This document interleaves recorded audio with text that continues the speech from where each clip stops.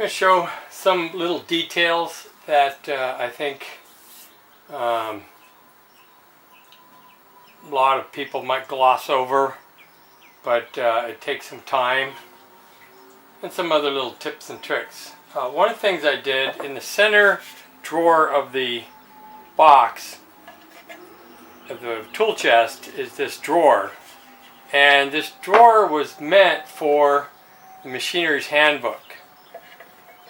Fits right in there. Now, one of the things I've done is I put this little swoop-de-doo in there so that when you go to get your handbook out, you can easily grab it and remove it. And then another thing that needs to happen on a lot of the boxes, I'll show here, is I got the brads, they came through into the box. So I've got to cut those off, bend them off, or remove them. Here's one in here. There's going to be felt in the bottom, so it'll hide stuff along the edges, but yeah, obviously that's got to get cleaned up. And then I had another issue, and if you look back on the other video, you might have noticed when I cut this groove, I came all the way through the front. Now, I don't know if you'll be able to see it on the video. Hopefully you can't, because that means I did it really good. But I cut a little piece of wood and glued it in there to hide that notch. Now, when I finish it, I'm sure it'll show up a lot more, but I tried to get a piece that was the same color as this.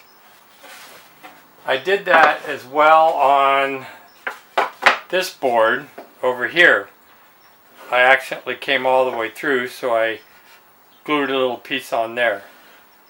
Now, one of the things I did that didn't work, and I've tried a couple different ways, I mixed up some sawdust from this oak that I sanded with some glue and tried to rebuild this corner because the corner chipped off.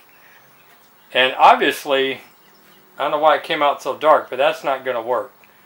So what I'm going to do here is I'm going to go ahead and cut a notch and then glue a little piece in like I did there. I think that'll be a little more hidden. Another thing I've done, this is the center panel, and it was too narrow for my liking in the opening of the tool chest. So what I've done is I've glued a strip on here with the same color of wood. And what I do to get rid of that is I'll take my block plane and I'll just go along here and make sure I'm moving the camera down a little. Oops. So you see it. I really like this block plane. It's a Stanley 118. Just some old one I bought on eBay. But it doesn't take much. There. Now I can barely feel that.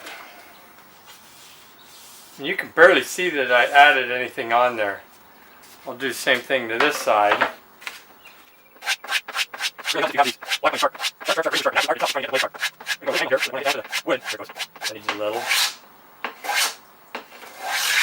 There. The other thing I use the block plane for, when you look at the drawers on the cabinet, they are perfectly parallel, the spacing, the gaps, and I worked really hard at that. And what I did is I got as close as I could when I cut the slots, but then you put the drawer in and there, you can see 4 or 5 thousandths difference. Your eye is that accurate, and especially in a little tiny gap. So all I did was put the drawer in and I said, oh, okay, I need a little bit more removed from this end. Just take my block plane, run along there, a couple strokes, and then test it again until that gap was perfect. Okay, so here's where I am at now. I've got this front cover. I glued those two pieces on the side to give me a little tighter gap. Now you can see here, this one's not quite square. So what I'm going to have to do this opening probably isn't square of this whole thing, so I'm going to have to just shave a little more of this side off so that it looks square and you don't have this angle here. I could not find good quality hardware on Amazon or eBay or whatever. Ended up having to purchase it from Gerstner, and they highly appreciate, or they think a lot of their hardware, because it was $300 just for the hardware for the upper and lower cab. Just the lock on the front is $50.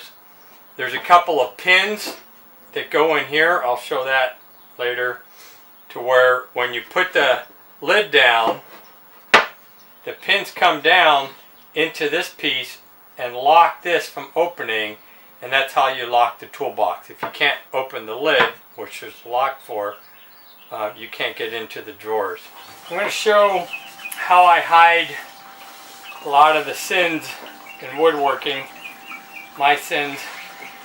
And I don't know if you can really see it here, but there's a little open crack right there. I have this stuff called Timbermate. I don't endorse them or anything, I just found it online. Seems to work really well.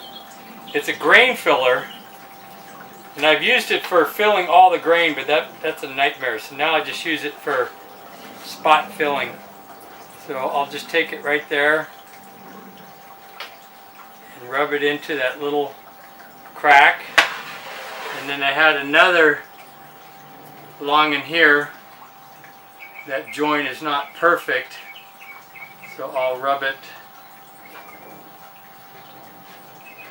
just rub it in there like that. And then take a little sandpaper. Kind of awkward to do because okay. So that, you can't even see that crack anymore. And let me just sand this up here and I'll show you the other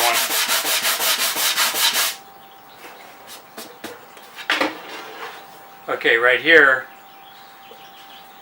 you can't see that crack anymore. So it works really good for little tiny spaces, or even blemishes where you might have dinged it or got a sublet. Oh, I have a little tiny dent right here. Hopefully that'll show up. So I'll take a little of this.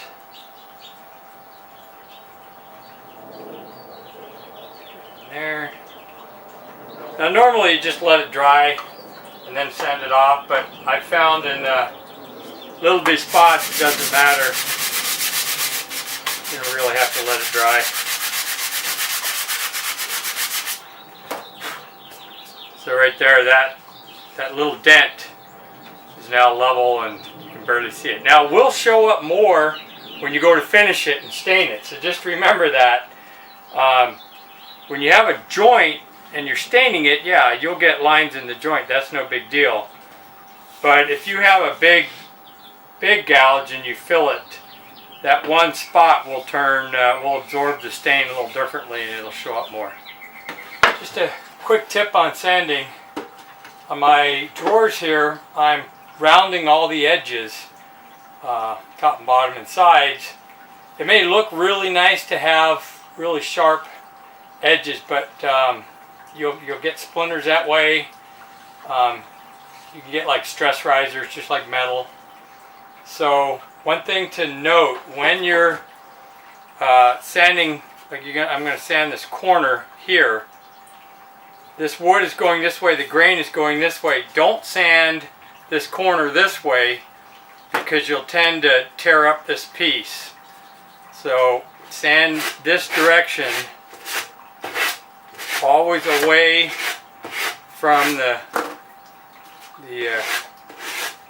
this drawer front. See, this front piece too extends. The joint on it extends all the way to the end, so I'm not tearing out the side by doing this. Now sanding and finishing prepping, I hate it, and it takes almost as long to do the whole thing. I'm probably spending half an hour on each drawer, rounding off all the edges and getting it cleaned up everywhere. And that's only with, I'm starting with like a 120, 150 grit. Then I got to come back and do it all again with 220 grit. And then once I do that, I'll show you a little later, but you take a damp rag and you very lightly wet the wood. What that does is any hairs in the grain will curl up and stick out on the wood, and then when it dries, they're hard, sticking out. Then you take your final sanding and you go back and forth and you'll break those off. If you don't do that, a lot of times when you put your finish on, it'll feel really rough. You'll feel it start to pull up. That's one of the tricks to getting a nice smooth finish. So what I have to do now is transfer these two holes into this panel for the pins to go into. So what I've done is temporarily I attach this stop to the wood so that when the panel comes up and closes, it hits that stop. So I'll take the front panel and stick it in here. And then I got to get it centered as best I can. Okay, so that'll hold the front panel closed. Have to make sure that it's centered. Like, go a little more. Sorry. Okay. So I have this transfer punch set. On the end of the transfer punch is obviously a punch, and I picked one that fits down the hole. And then all I need to do is lightly tap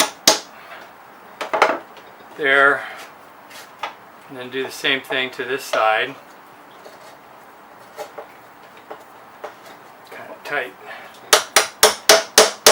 There we go. That might be a little, there we go, we got it out. Okay. Pull this front panel out now. I don't know if you can see it on camera, but there's a little tiny mark there, a little tiny mark there. That's where the pins are going to come. So I just need to drill a little hole, and a brass bushing goes in there that the pin will go into.